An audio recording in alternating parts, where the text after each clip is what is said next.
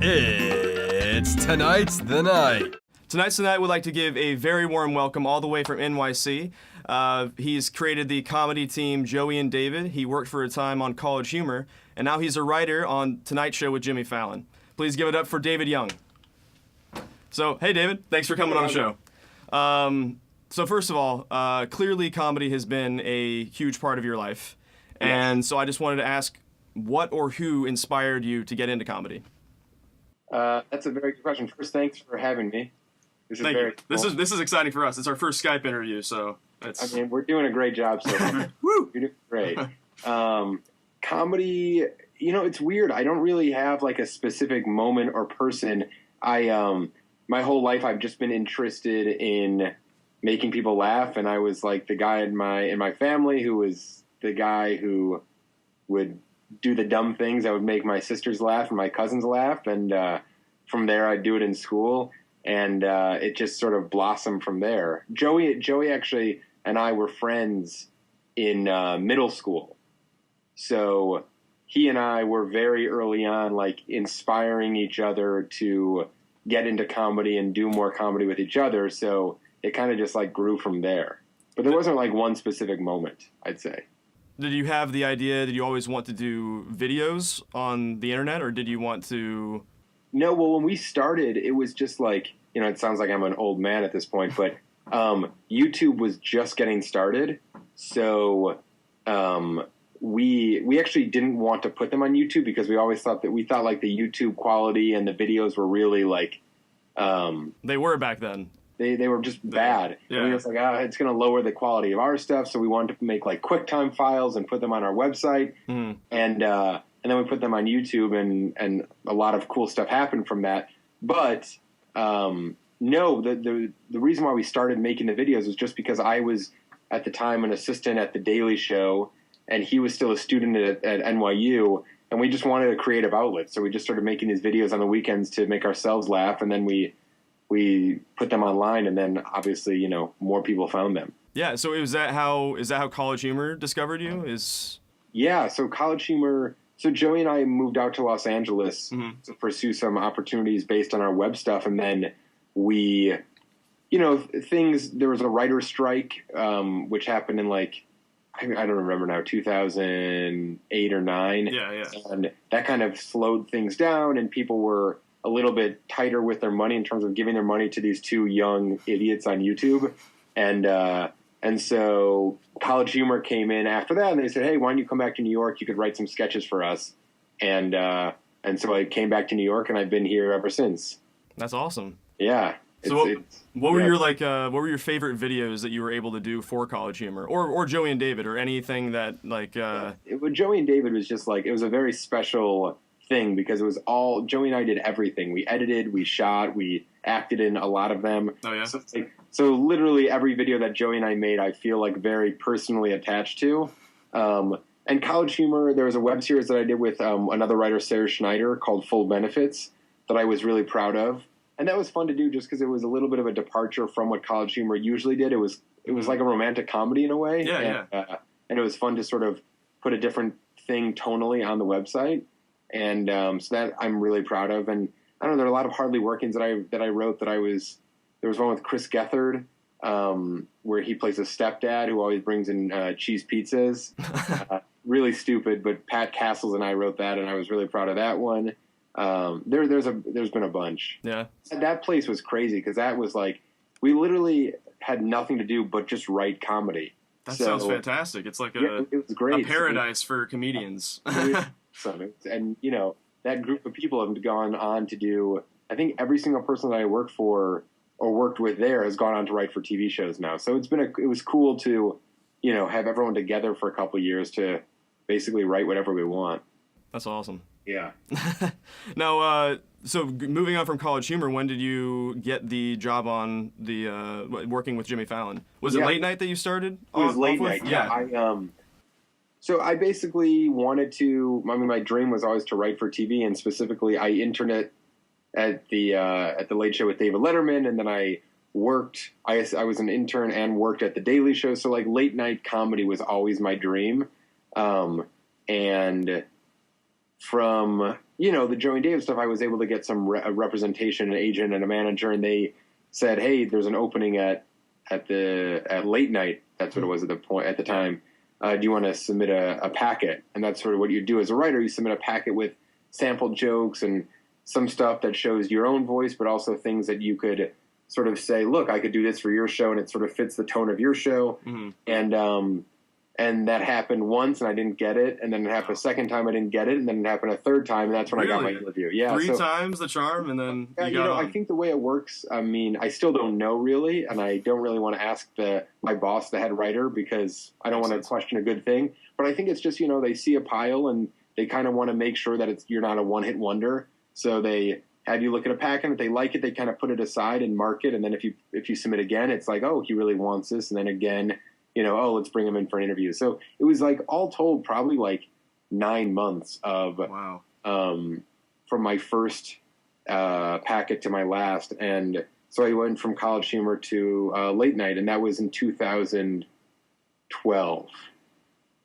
And yeah, it was just it came from me wanting to write for TV. And at that point, Jimmy it was a show, and it was definitely, it knew what it was, but it still was growing. So it was cool to be a part of something that was still somewhat new. And I think, it was a few years old at that point, but it was cool. And then the transition to the Tonight Show was a stressful and intense experience, but also just so cool to like be at the start of something from the ground level and watch it like blossom into what it is now, which sounds cheesy, I know, but it's been cool to be a part of.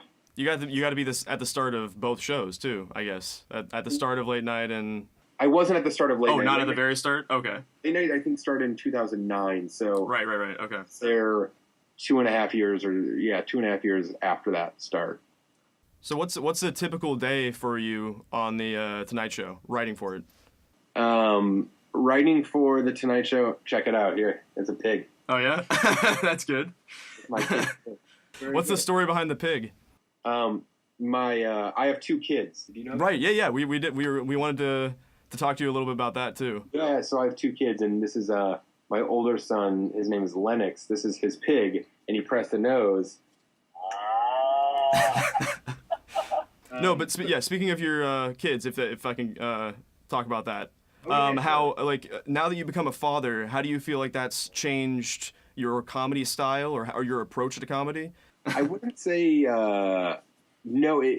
It's tough because, like, right now, my job, and I could go back and tell you what a day's like, but my days are long, so they, the hardest thing of having kids and being a comedy writer is balancing the, like, being a dad, but also, being a writer is a pretty selfish thing. Like, it's just like you've got to sit there in front of a computer and think about your ideas and write them, and you can't really have people around you or kids, for that matter, crying. You really need to focus. So the biggest change is just carving out the time necessary to come up with ideas and write comedy.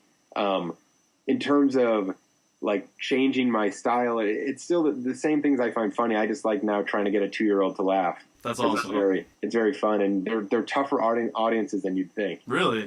Yeah. They sure like that pig, but they like the pig, but the pig is just me pressing down. I gotta. He likes when I pretend like I'm sleeping and I jump up and scare him. He enjoys that. He likes when I throw him up, in the sky really high. Yeah. Things that I can't really bring over. Jimmy wouldn't like if I tossed him in it.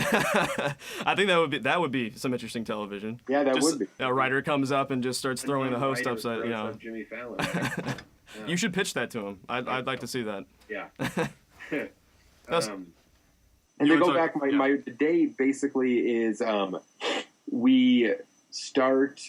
We've got to pitch 2 ideas a day in the morning, based on the topical stuff that's going on in the world that are due at like 9:30 in the morning. They have to be emailed in.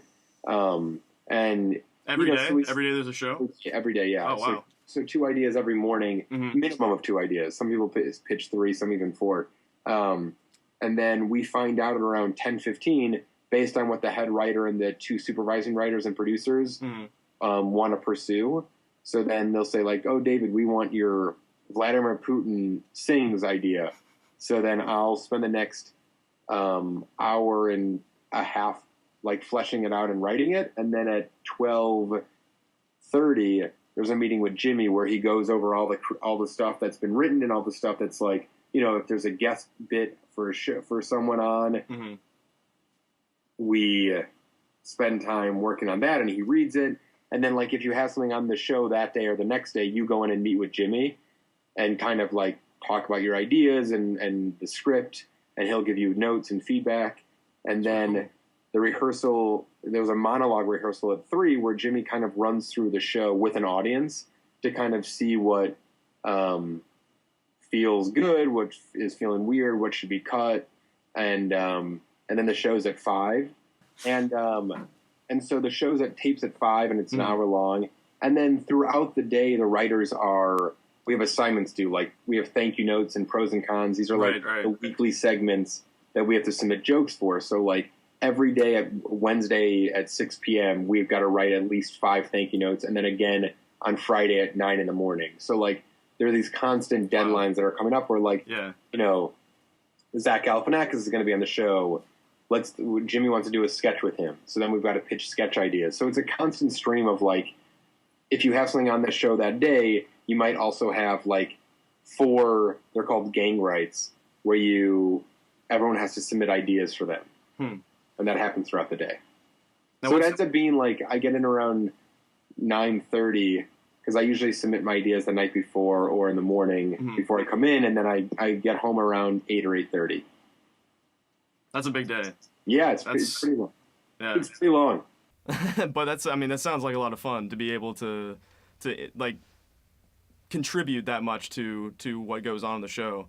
Yeah, and what would be your favorite segment that you've written or joke in a group? What was it called again? A group? A gang right? A gang right. Yeah. What was your favorite joke from that?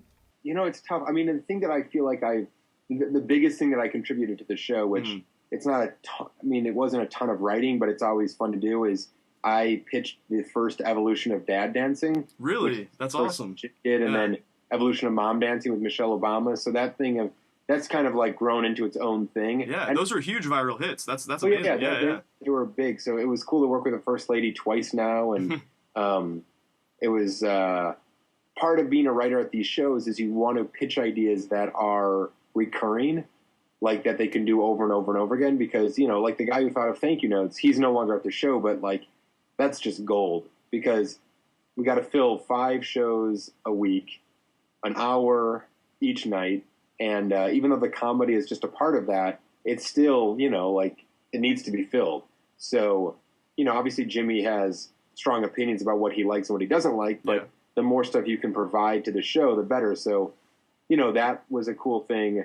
Not, there are desk bits that are mine, like In Reply To, which deals with Twitter, and then some of their sketches. I just did something with Jennifer Lawrence called Come Dance With Us. So there's been a whole bunch of stuff. I wrote this song with my buddy Arthur, with Jeremy Renner, where he sings at a piano about being Hawkeye on the Avengers. And him. And that was a lot of fun to do. There's been a whole bunch of stuff. That's really cool. Yeah, because we hear we're doing a late night comedy show, so we really appreciate one just having you on the show and being able to hear about what actually goes on. For when I did I did a show very similar to yours at Syracuse, and it was called After Hours, and I was the host. Nice. And I would also be the writer of my own monologue, because that's what the previous host did. Yeah. And it was just like, it's very hard to write a monologue. We did it once a week, I think.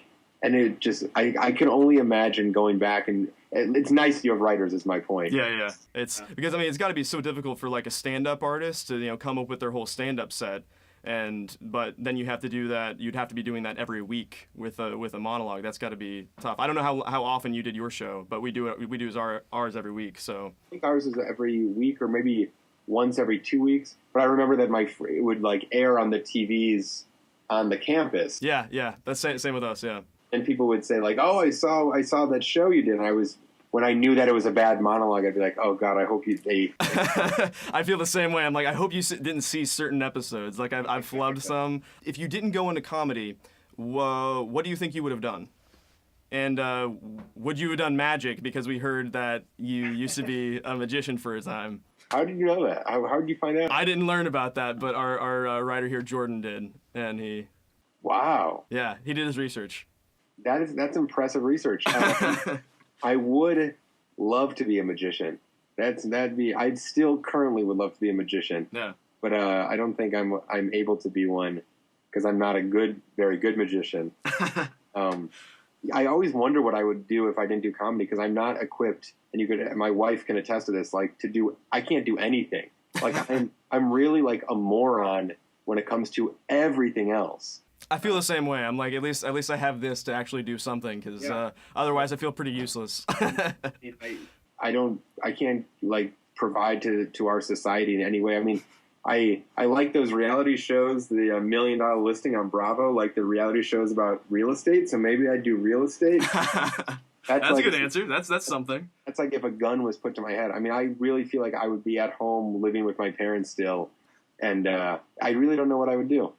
I don't. Probably magic on the side, though, right? I would definitely do magic on the side. I would do some bar bat mitzvahs, a wedding here or there, and See, laughs are one thing, but you want to go for gasps as a magician, you know? Yeah, those are, you know, you want people to, you know. To really do exactly. a jaw drop. Yeah, exactly. Yeah.